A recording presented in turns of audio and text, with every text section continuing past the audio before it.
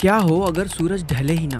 क्या हो जब सुबह से रात ना हो और रात की कोई सुबह ना हो? सब कुछ जैसे थम सा जाए, जो जहां है बस वहीं रुक जाए।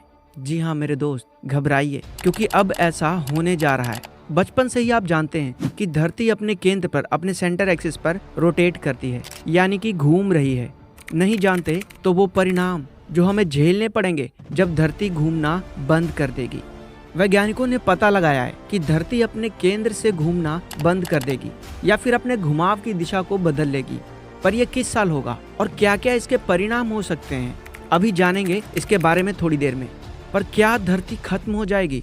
भूकंप के झटके लगातार आएंगे या फिर ग्रेविटी का नामो निशान ही मिट जाएगा? सूरज पूरब से नहीं बल्कि पश्चिम से निकल सकता है क्या? या फिर हम सभी लोग बिना ग्रेविटी के स्पेस में भटकने लगेंगे? ओह माय गॉड, इतने सारे सवाल जिनको सोचकर भी डर लगता है। और अगर ये सब कहीं सच में हो गया तो फिर क्या होगा? इस फिर को जानने से पहले आपको ये पता होना चाहिए कि धरती का इनर कोर क्या है और क्या है धरती के घूमने की वजह। फिर जानेंगे इसके रुकने से होने वाले परिणामों के बारे में।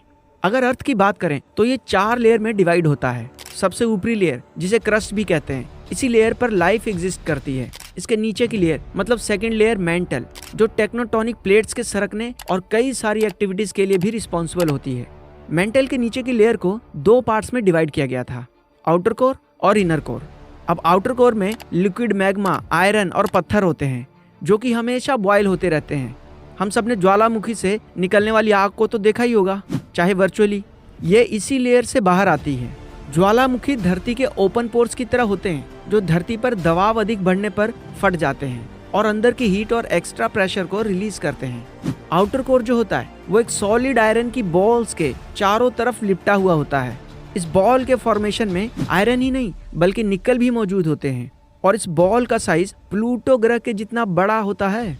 ये काफी गर्म होता है और लगातार पृथ्वी के निर्माण के समय से ही ये स्पिन कर रहा है। इनर कोर के स्पिन करने की वजह से ही मैग्नेटिक फील्ड जनरेट होता है। बाहर से लगने वाला बल, जिसे एक्सेस प्रेशर भी कह सकते हैं, वो क्रस्ट पर मौजूद लाइफ और एक्स्ट्रा एक्टिविटी के द्वारा अर्थ के अंदर एंटर करता है। उससे इनर कोर पर प्रेशर बहुत बढ़ जाता है। हाई प्रेशर के साथ साथ ग्रेविटी भी काफी हाई हो जाती है, जिसका नतीजा ये होता है कि आउटर कोर और इनर कोर के बीच रिपल्सिव फोर्स वर्क करना स्टार्ट कर देता है। और यही वजह है जिससे इनर कोर में मौजूद बॉल की स्पीड में रुकावट आने लगती है।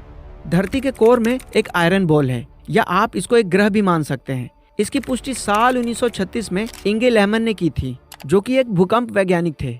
उन्होंने एक अध्ययन के दौरान पाया कि भूकंप की तीव्रता कभी भी एक समान नहीं रहती है। भूकंप के दौरान धरती के नीचे से आने वाली तरंगों में भी काफी बदलाव देखने को मिलता है। ये तरंगे धरती के केंद्र से उत्पन्न होती हैं, और जैसे जैसे ये आगे बढ़ती हैं, इस तरंगों की तीव्रता में भी कमी आती है। ऐसा तभी पॉसिबल है जब मीडियम में परिवर्तन हो, और यही वह थ्योरी है जिसके बाद इनर कोर के विषय में चर्चा शुरू हो गई।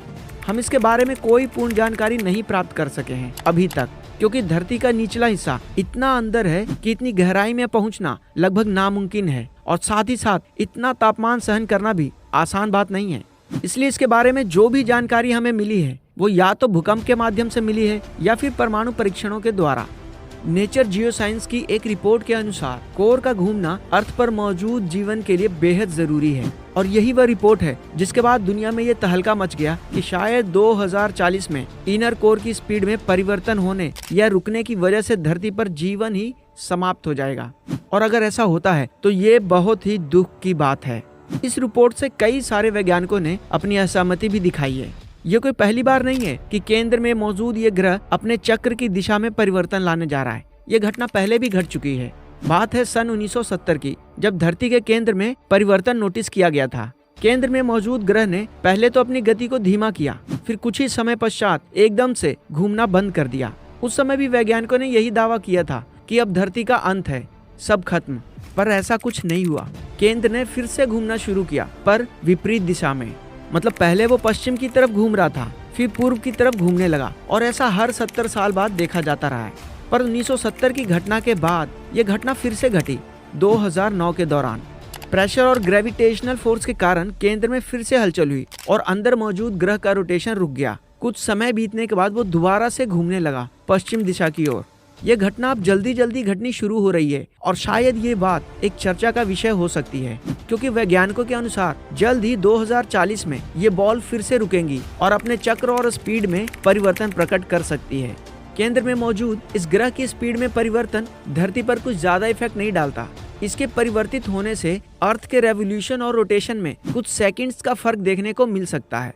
धरती के एनवायरमेंटल साइकिल में भी इतना ही बारीक परिवर्तन आएगा।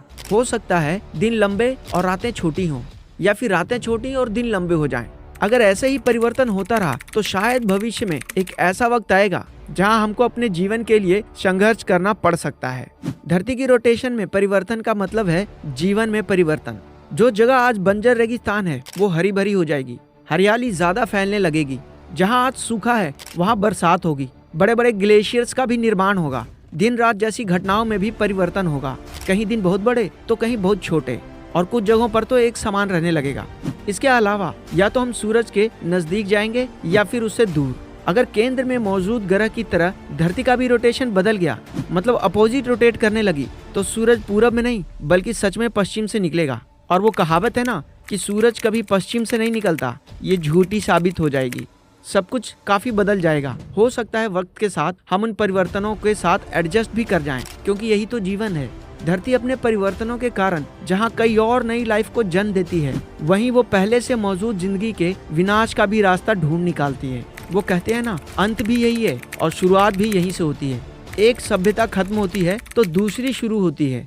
आज भले ही हम धरती में होने वाले छोटे मोटे बदलावों को महसूस न कर पा रहे हों, पर पिघलते हुए ग्लेशियर, कटते हुए पेड़ और मानव जीवन के द्वारा किए जा रहे विनाशों पर गौर नहीं किया गया तो बहुत जल्द ही हमें इनके नतीजे देखने को मिलेंगे।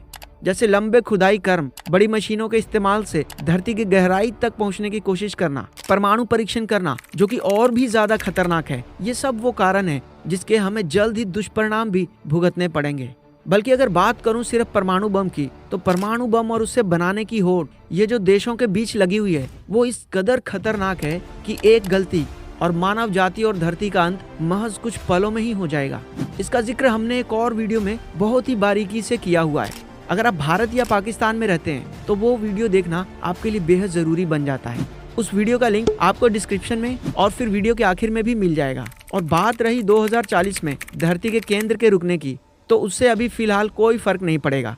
कुछ सेकंड्स का परिवर्तन आएगा जो हमारे जीवन पर कोई प्रभाव नहीं डाल पाएगा।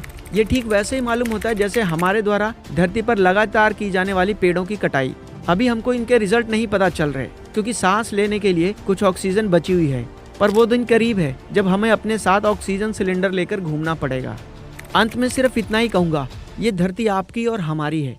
इसे प्यार से रखना हमारी जिम्मेदारी भी है और जरूरत भी।